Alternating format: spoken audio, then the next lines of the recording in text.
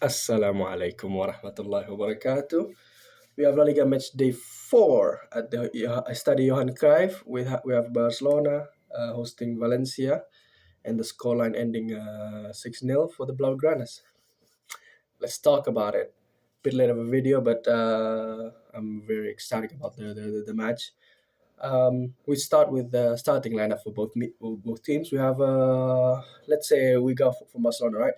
Barcelona, we start with same formation 4-2-3-1 with John Garcia in goal, and then we have right back with Jules Koundé. On the left, we have Gerard Martin with Balde getting injured, currently injured before the international break, and most likely he will be the one who also will play against Newcastle on Thursday. And then on the defense, we have Paco Garcia on the left centre back, and the right centre back pairing him instead of Araujo, it's Eric Garcia. Understandably, because Eric Garcia is at the moment is in good form, and we want Jules Koundé most likely to start the game against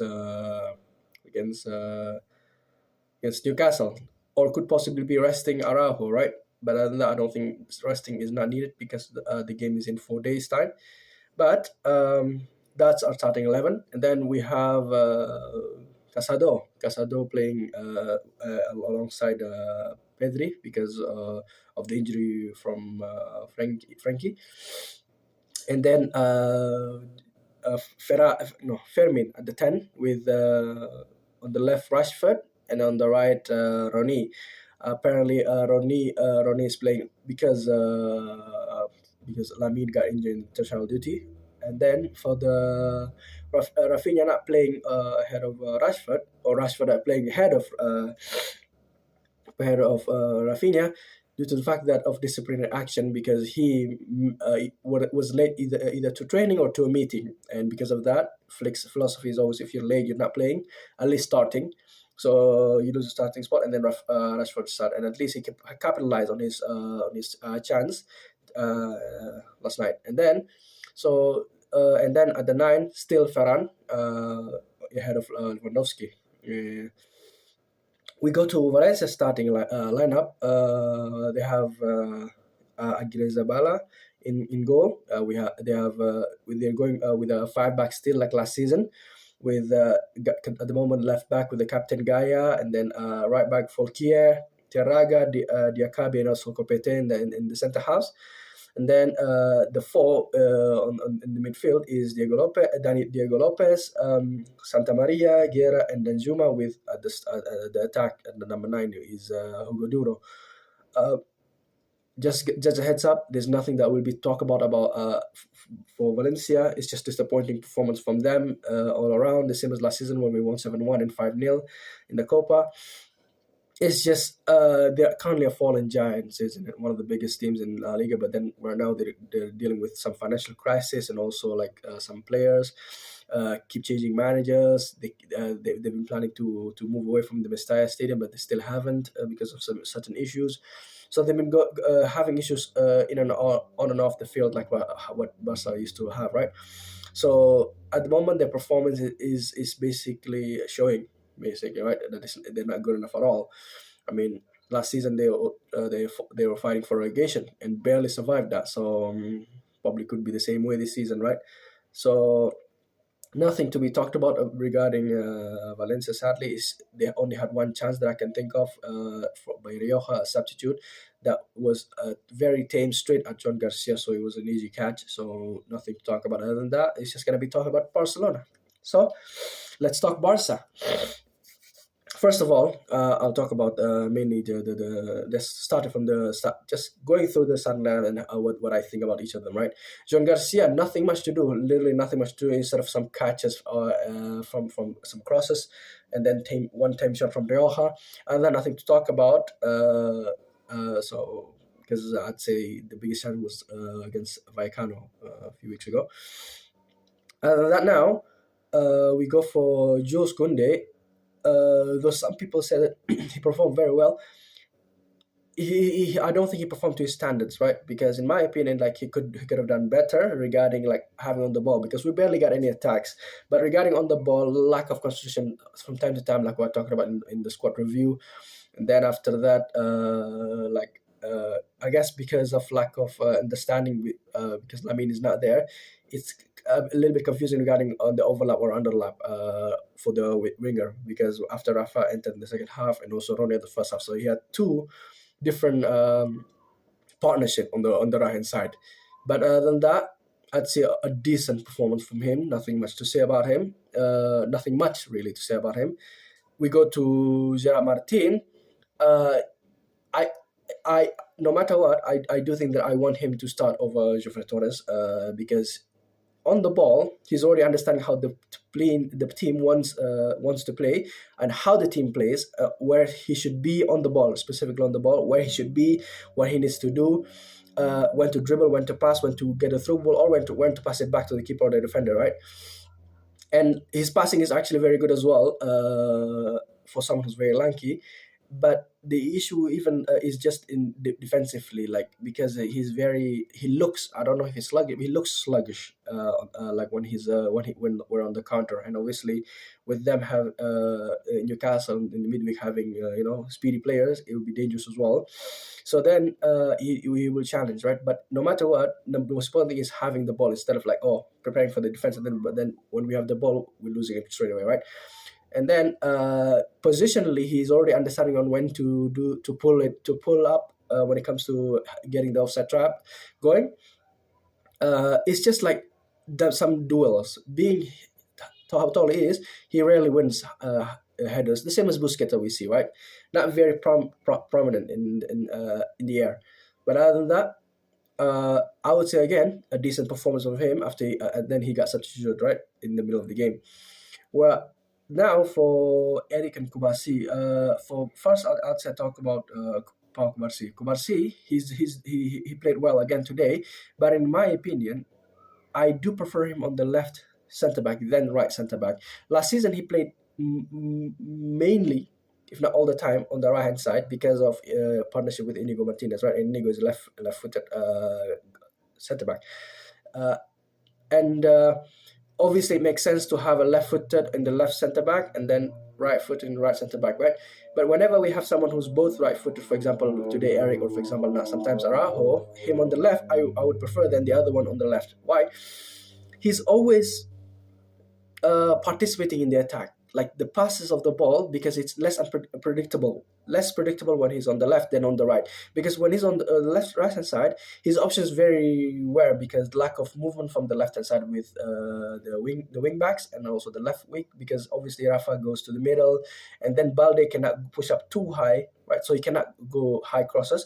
While on the left, Lamine is always staying up. Number one, if Lamine was playing, and number two, he can pass line breaking passes to the attacking field or sometimes to a striker, like what happened in the goal again for Fermin's first goal and our first goal, right? And his contribution is more, and he feels and looks more free whenever he's on the left centre back, right? So I prefer him there, and especially with that amazing long pass to Ferran, and then Ferran's great first touch to Fermin to get him through. But again, the credit also goes to Fermin because of, like my previous assessment in the squad review, him making so much run is why I prefer him over Olmo. With even if Olmo's technically is still better, his technical abilities, but Fermin's hunger of always trying to go for goal, looking for goal, edges it, and his determination and his aggression and his intensity when it comes to playing the game, right? So making that run over Ferran, who's striker, who's dropping a little bit deeper so to help the team, because that's how we play. I mean, Lewandowski also doing it. So making that great run, and then perfect first touch ahead of him by Ferran to Fermin, and then Fermin just calmly slotting it in the bottom right corner, right? Good first goal. So that would be it for the Kubarsi's. My take on the Kubarsi's performance. I'd say he did good as well, a little bit more than decent. For Eric, I'd say he's the best performing defender last night. Not the best player. He could be man match if not for certain player. And for Eric, he did very well when it comes to being the last man all the time, getting ready, because obviously Kubarsi will most like a lot of time goes higher and higher, right? Getting the offside traps. Whenever it fails, or for example they don't pass through the player, it's just a battle of speed. Eric's doing his best to stop the team. when to I guess save the team from problems, right? The issue is if we're playing against other teams that are having more speedy players, more players instead of one v one at the back. But other than that, Eric did amazingly. I'd say his his best performance yet at the center, at least center back, right? But I do think that I prefer playing Araujo at the centre back because of the physicality. Yes, on the ball, that contradict what I say regarding Martin, but having someone who's already good on the ball throughout the team, and then we need someone who's physical and also fast because of the speed of Newcastle with their intensity in the game. But yeah, Eric did very well. I'd say he's the best performer. He played very good tonight, and then I will talk about Pedri. Pedri, there's nothing much to talk about, right? He's basically our man of the match every single game, though he does not need any goal conditioning to do so. But other than that, Pedri is already, in my opinion, our best player. But dictating the play all the time, he made only one mistake, but thankfully it wasn't an issue for the team. Dictating the play deep, and then providing support for the wing backs when they're going up, and also staying like going deeper to ask for the ball from the centre backs, and then driving it forward because we didn't have Frankie to do so, right? Casado also the one who's supplying everything and also helping him getting an assist for Fermin's goal in the future that I'm going to talk about a little bit. So I'd say both pivots they did very very good, very good. So I'm pleased with their performances today, and also Casado filling in for Frankie's absence. And we go to our my man of the match would be Fermin, because of, again, I've already said it enough, that his intensity in the game, the way he pressed the opposition when they have the ball, continuous runs that he makes to provide option for whoever's on the ball for the team. Like, it's like reminds you of Pedro, someone Pedro Rodriguez in the past, where he just non-stop pressing the team or the opposition whenever they have the ball, and whenever he's looking for the team looking for option, he just runs, and then whenever he doesn't get the ball, he just runs back and then goes back to position, at least providing space. Even if he doesn't get the ball, he provides a space for someone to run into the position that he had left, right? So Fermin is man of the match, especially very good with the first goal that I already talked about. Then he also gave us a second goal with a rocket left foot after a small pass by Casado in the middle of the box. And then that is basically a reflection of his goal, similar to his first ever game with Barcelona in 2023-2024 season, at the preseason right before the season starts in the US, when we played against Real Madrid in the El Clasico, and he scored, I can't remember, it was the winning goal, or it was the score 2-1 or 3-1, I think the winning goal, and he drives a little bit and then just strikes it with his left foot in the top corner. This one is not so much of the top, but it's very far to the post because the keeper had a hand to it, but it wasn't enough because of how powerful it was, right? So with Fermin, again, just those kind of pop shots. But the thing is, Olmo also does that, but he doesn't provide that kind of intensity when it comes to the pressing of the team. Again, he's not that kind of player, right? And then the other thing is also like making the runs, because almost that kind of player as well, right? He's kind of someone who dribbles through with the ball instead of like making runs to get the ball, right? So then other than that, there's nothing much to say about him. Man of the match, in my opinion, and he should definitely start. Chelsea really think 40 million was enough for Fermin. Give us 400, 500, a billion. We're not going to sell him. Hope so. Please, Deco, don't do it. But yeah, Chelsea, find someone else. Now, we go to the thread attack, right? We go for Ronnie Bardghji.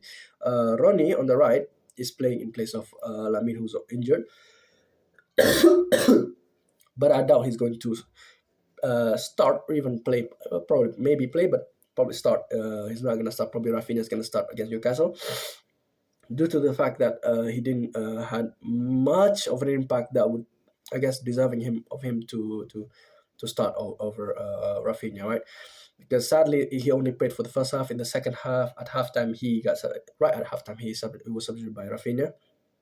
And Rafinha straight away made an impact. We'll talk about that.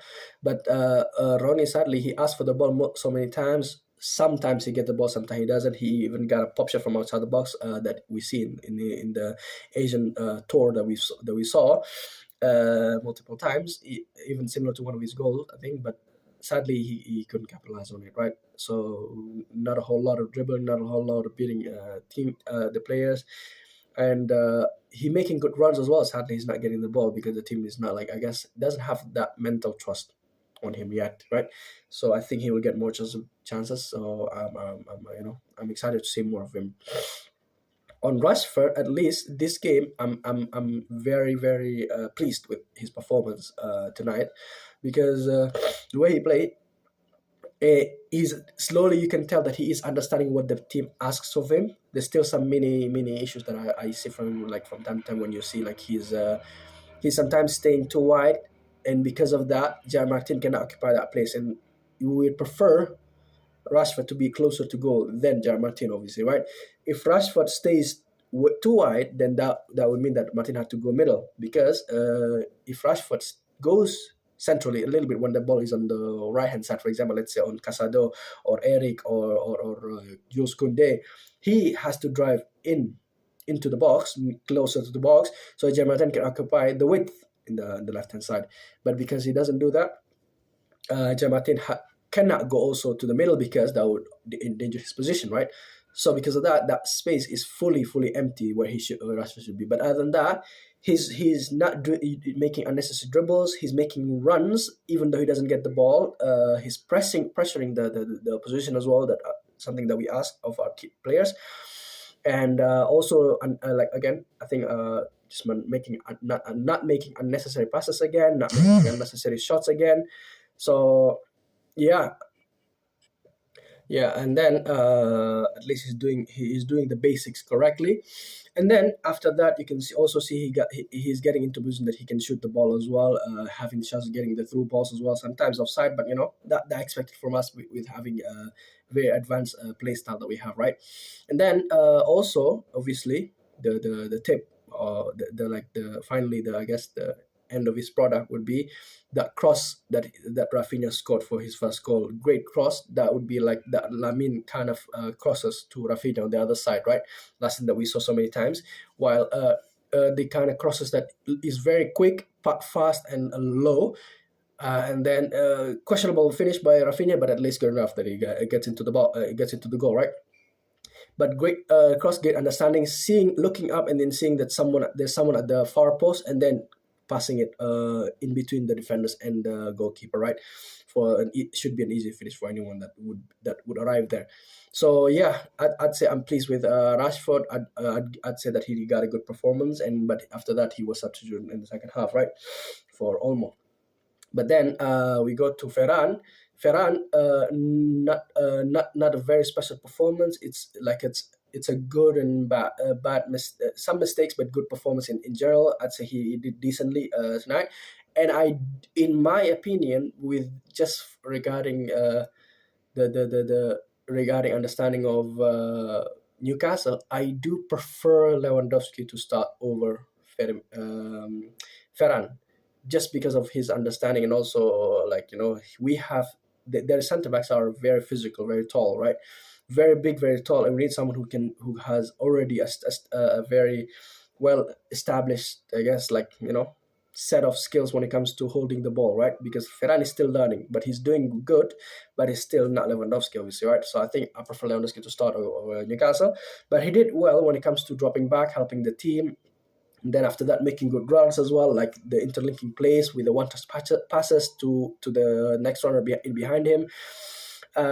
There was this one chance as well that sadly it was an open goal, because Pedri over the top to Rashford. Rashford cuts it back to Fermin. Fermin first time pass to him back, and it was in the second half. And then after that, it was on goal with him and the goalkeeper. There's no one else in front of him. Basically an open goal, and he kicks it into the post, right? Sadly, but other than that, I'd say decent performance. But I do think that Lewandowski will probably start the game. Talking about the substitutions, first we have Rafinha, right, entering at halftime for Ronnie. Rafinha entering at halftime was, I guess, in my opinion, the game changer, because after the first goal for Fermin in the second half, we scored after 8 minutes after the halftime, and because of the Rashford cross, right? And because of that, basically the turn of the game changes, because now we don't have to score anymore. Basically, we have the 2-goal lead, and because of that, we don't have to score more just to be safe, because we don't have to fear the counter attacks of Valencia, because we could probably score again if they opened up. And then his second goal as well, the usual Rafinha of making runs in behind, and then Fermin over the top of him. And then Gaia tried to stop it, but then the ball drops into Rafinha. As the ball drops into Rafinha, he just blasted it with a half volley into the bottom corner of the goalkeeper, so he couldn't do nothing about it. But yeah, I'd say it's a pretty good performance from Rafinha. Expect more from him, and most likely I do think that he's going to start on the right hand side against Newcastle, while Rashford might start on the left hand side because of understanding of Newcastle. He's played there. He's played against them and everything, understanding the place and everything, right? So I think Rashford will start on the left and then Rafinha on the right, because Lamine, I don't think he's gonna play. Maybe off the bench, but I doubt. I think he's not gonna feature at all in the games against Newcastle. And then the next change was Lewandowski to Rafinha, with again off the bench from the 67th minute, meaning he only had about 24 minutes, and he scored 2 goals in those games, right? Which is why I think that, because of lack of his more understanding about positional awareness and everything, the hold up play, right? His first goal was a very good run by him off of a through ball. Was it from Daniel Olmo? Great first touch to open his body up, and then it became a simple finish, right? Into the bar, but still it isn't a simple finish for him. And then his second goal as well, that apparently was a start. It was called as offside, but then VAR ruled out that he was kept onside by, I think, Jose Gaia in the far side, and Lewandowski's chip shot, again, very, very, very good turn from him, because his spatial awareness of who's around him has the edge over Ferran a little bit currently, right? With the experience that he has, calmness on the ball, like he feels like he looks like he's always calm whenever the ball comes to him. While Ferran, he doesn't look nervous, but he looks like he's always anticipating that there's someone coming for him, right? Because he just feels it instead of like actually knowing. Well, Lewandowski, he knows if there's someone there, what are they gonna do, which side is he on, the left side, right side, or right behind him, right? So yeah, that would be for Lewandowski. Daniel Olmo replaced Rashford as well with in the 67th minute, and then Fermin drifts on the left hand side as a left midfielder. And Olmo, I would say he had an okay impact, not so much, because obviously by the time he already entered, the game was already 4-0, right? So not so much that he has done. He got an assist for Lewandowski's first goal, but other than that, nothing much to say about him.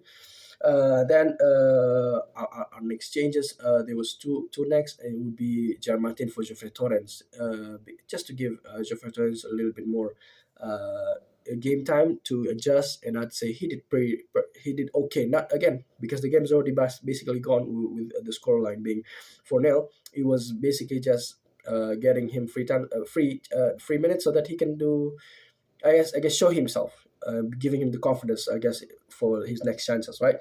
And also possibly to make sure that Martin doesn't get injured, and also a little bit of rest for him so that he can really fully fit for that game against Newcastle.